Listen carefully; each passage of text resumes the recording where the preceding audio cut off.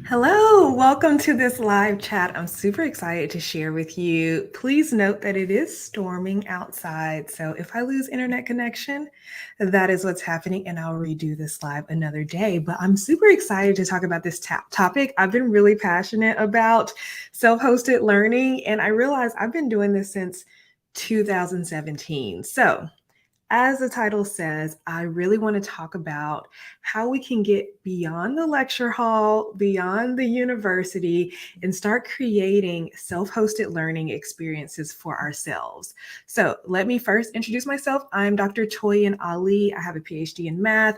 I am a senior lecturer. I teach math, a lot of introductory math classes, and I'm also an entrepreneur. So I have two brands. One is the Academic Society, where I help grad students with time management and productivity by creating online self-hosted learning experiences for them. And I also help academics and professors create their own self-hosted learning experiences and start their own businesses. And I really want to talk about the significance of self-hosted learning experiences and why it's so important for us as academics to be involved in this like online learning movement and like these digital spaces, teaching outside of the university setting, because education is really shifting in that direction. And I'm really seeing academics kind of be left behind. And so I don't want that for us.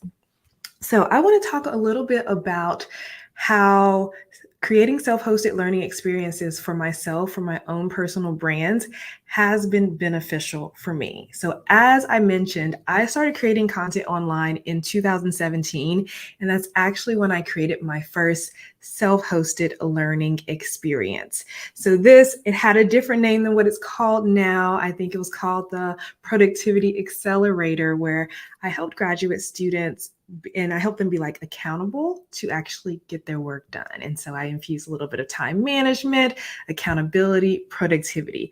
That was really one of the first times I started teaching online for profit for myself that wasn't related to my university.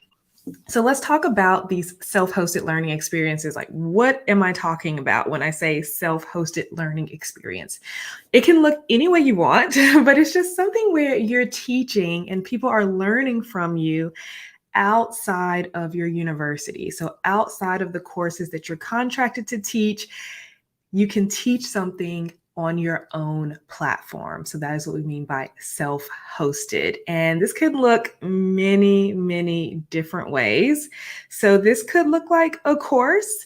It doesn't have to be like a semester-long course. It could be a class, a workshop, a master class, one lesson, a training.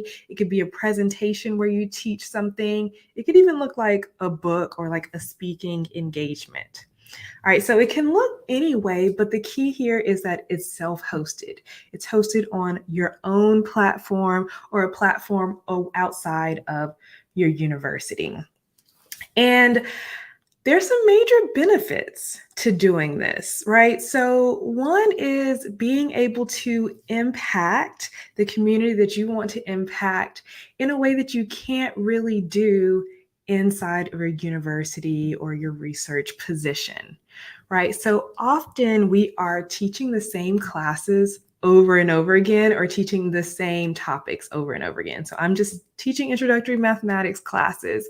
However, I have expertise, experience, knowledge beyond just teaching these subjects that I think can be beneficial to the general public or to students as well. So for me, it was time management and productivity.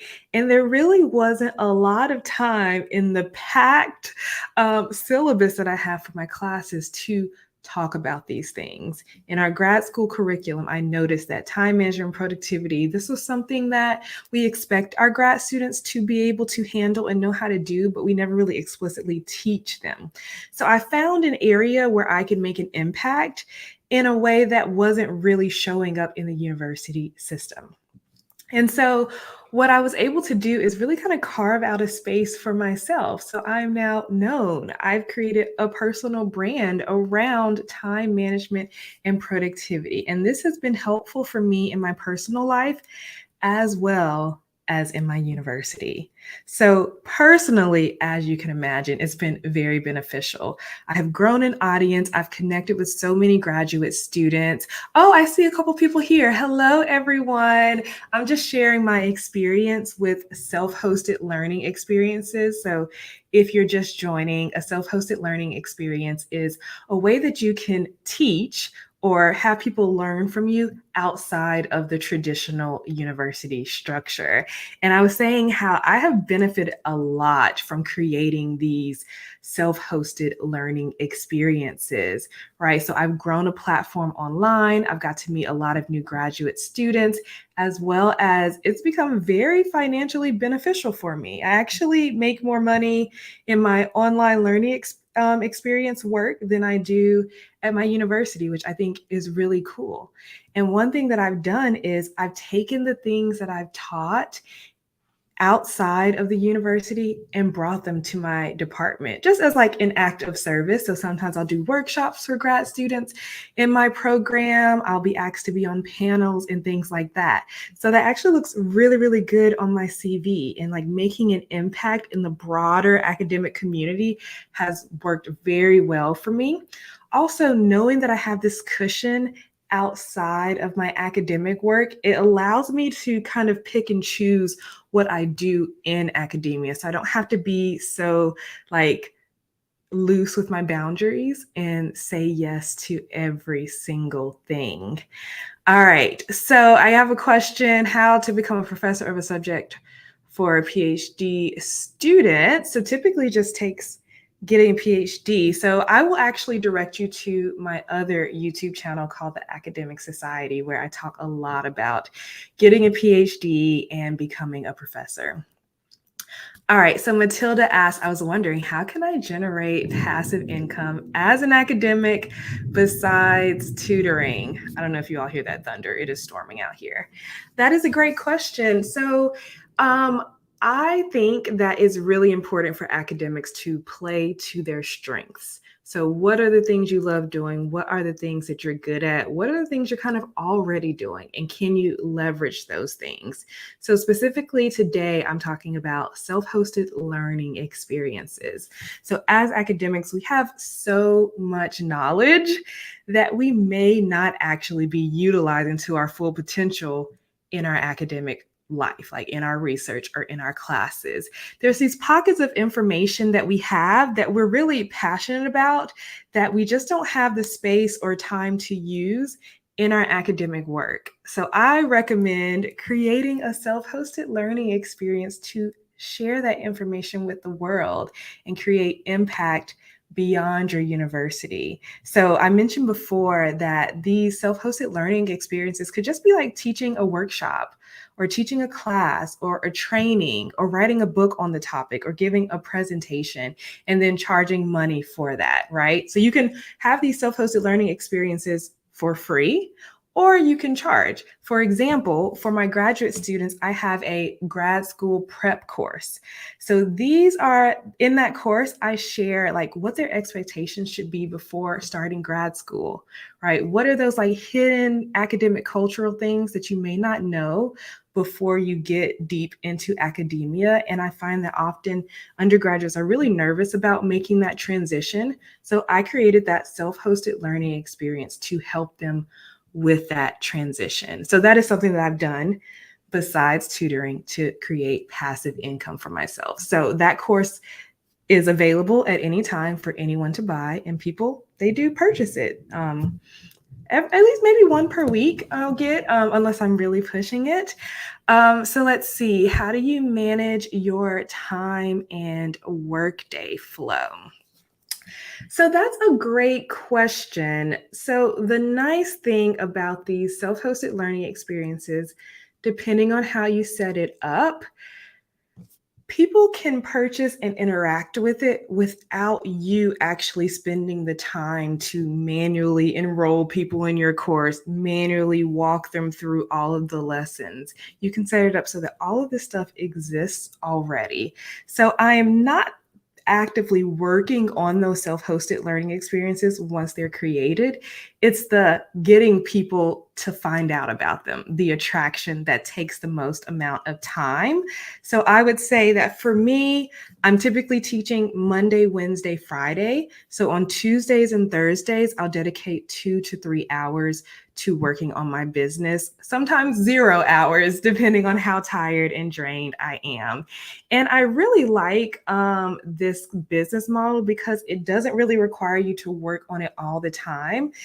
Sometimes I like ramp up. I'm super excited to talk about things, so I do more work on my business. And then sometimes I'm really into my academic work, and so I do less work on my business. And I find that when you do love your academic work and you do love the thing you're doing outside of academia, you're kind of always fulfilled no matter what you decide to spend your time on. So I don't really feel guilty for working on one thing over another. But in general, how do I manage my time? I choose priorities every single week. What are the 3 things that I really care about this week? And I do those things first. And if I don't get to everything else, then I'm fine. I feel good about those priorities. All right, so my main question is not to get a PhD, but to become a professor of the student who are PhD course. Sorry, Dibyajota, I think I'm not understanding your question. Most people who do have PhDs do teach PhD level courses.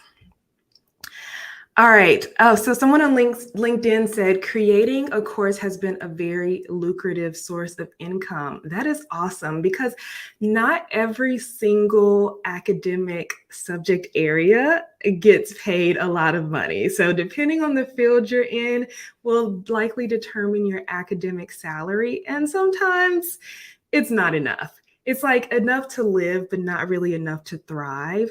And so I found that creating these self-hosted learning experiences adds like a supplemental income for me to do something that I really, really enjoy. Okay, so let's discuss these benefits. So as I mentioned, I'm making additional income. I'm able to pack my CV with things that are making a wider impact beyond my department and my university. And also, I'm able to be a little bit more picky about what I say yes or no to in my department. And personally, what that has done for me is that it has helped me create a brand for myself inside of my department. So me as a lecturer, I don't have to do research, but there are some lecturers who do research or do a lot of service. For me, I've been able to say, yes, I love teaching and I really love teaching introductory mathematics classes. So I've kind of developed a niche or a brand for myself in my department where I am very strong at teaching introductory level mathematics courses. My student evaluations are stellar. Students are always enrolling in my classes. My classes get full first. My students enjoy the experience. They're able to learn from me. And I'm mentoring other people in teaching. And so I've been able to be known, like, who is a great teacher? That is me in my department. And that has actually led to me being promoted a year early.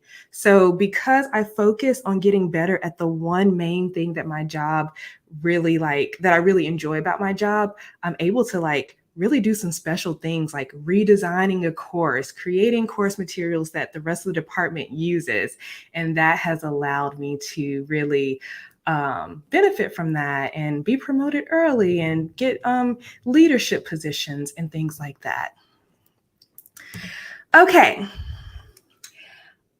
All right, so let's see, what else did I want to talk about? So I really wanted to talk about reaching a wider audience.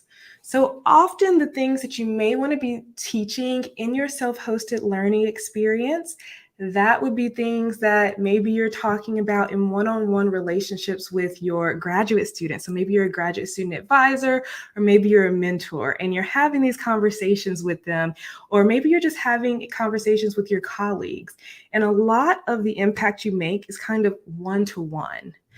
But with a self-hosted learning experience, you can broaden the impact that you're making, right? You can make an impact beyond your university, beyond your state, beyond your city, beyond your country even. I have students in the UK who participate in some of my programs, which is amazing. So you can really impact. So one thing I know about academics is they are passionate about changing the world in some way, making an impact. That's kind of why we care about the research that we do. And so instead of just helping or impacting a small little area, you can broaden the people you help. You can start helping learners from more diverse backgrounds than just the ones who are enrolling in your school. And I want to share like a few of my clients. So I also work with academics and I help them create their own self-hosted learning experiences. And a few of my past clients, they have created some awesome learning experiences for people. I have one client who is a tenure track coach. So she helps junior faculty members who are on the tenure track really set themselves up for their third year review so that they are on track for tenure. I have another client, she's an academic, she has a nonprofit, but also she helps healthcare professionals who are going back to grad school. She helps them get through their grad school program really quickly so they can get back to work and get back to their salary. I have another client who helps PhD students who have fellowships. She helps them file their taxes appropriately. And so that can be like a challenging thing for them. And these people have found great success. They have found an audience. Some of my clients get invited to speak different places. They're enrolling people in their self-hosted learning experiences, into their workshops, into their courses, into their trainings, and things like that. So I really think that self-hosted learning experience is also a great way to kind of expand your teaching experience, because often we get locked into the same or similar courses and same or similar types of teaching. So here we can actually experiment and figure out, oh, well, maybe this new method of engaging with students may be something I can bring back into my classroom. So it's a great way you can use your self-hosted learning experience to experiment with different methods in the classroom and kind of nail them on your own first before you bring them into the university, or vice versa. All right, and then also, I really want to talk about the industry of self-hosted learning experiences. There are so many people in this industry right now.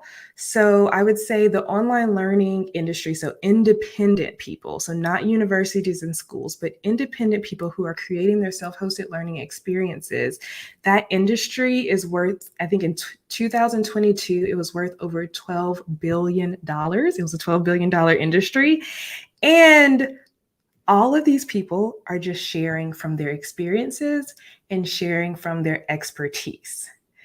The majority of these people are not academics and they are not researchers. They have just learned how to do something or taught themselves how to do something, and now they're teaching others. And I really do feel that this is a missed opportunity for academics. Us who are experienced teachers, experienced researchers, we could be sharing our knowledge with the world along with this community. So I just wanted to provide a little bit of context of what a self-hosted learning experience was and why it may be important or of interest to you to try teaching something outside of your classroom, so outside the lecture hall, outside of your university. Okay, all right, so Martina asks, do you use your LinkedIn as a content version or the other LinkedIn profile? Any benefits to either one? Yes. So my LinkedIn profile is as a content creator. I am personally new to using LinkedIn as a content creator. I just started this past year and I really got serious about it maybe 3 weeks ago. But all the advice I've seen has been, if you're going to be creating content as like a thought leader and not just as like a social platform, it would be helpful to create a creator account.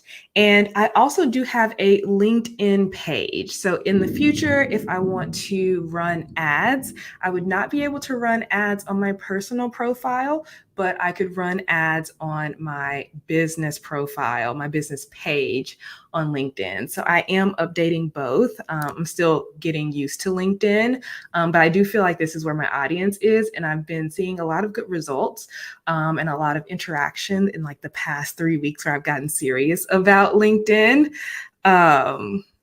Yes, Martina said I changed that to mine too. Yeah, all the advice I've seen has been if you're going to be creating content for a purpose like this, creating self-hosted learning experiences, creating your own personal brand, changing your LinkedIn profile to a creator profile is really helpful. Martina says, sounds like I can do that as a science communicator, non-academic. Oh, of course, 100%, right? We're all like researchers and lifelong learners at heart. And I think people can get a lot of value from us and what we have to share. So I think totally creating a self-hosted learning experience would be awesome. How to set up a business page. What's the benefit of an LLC or nonprofit? Oh yeah, that's a great question. So I don't remember how or what led me to setting up my LinkedIn business page. I probably just did a YouTube video, how to set a LinkedIn business page. And I would say, I don't run a nonprofit, but I do know a couple of academics who do run nonprofits. And I think it's very similar, except the tax situation would be different. Now, I am not a tax person. I have a accountant that handles my taxes, and her recommendation for me was to turn my LLC into a S Corp. But I would say before you start making money, I would say research in your state or where you live how much money you need to make before you start as a sole proprietor, before you start having to pay taxes on that money. And I would personally wait until you reach that threshold before registering as an LLC, unless you have the money for it already. If you're not strained to do it, then go for it. All right, are there any questions or before we go? I will say, if you are interested in creating or designing your own self-hosted learning experience, I do have an offer where I help people do that, where we use backward design, which is a way that you can design or redesign courses. And use backward design to develop some learning outcomes. So we would do that together, and then we would design what your self-hosted learning experience would look like. I would advise you on where to host it, how to host it, walk you through all the steps. We'll build it all out for you inside of the hosting platform.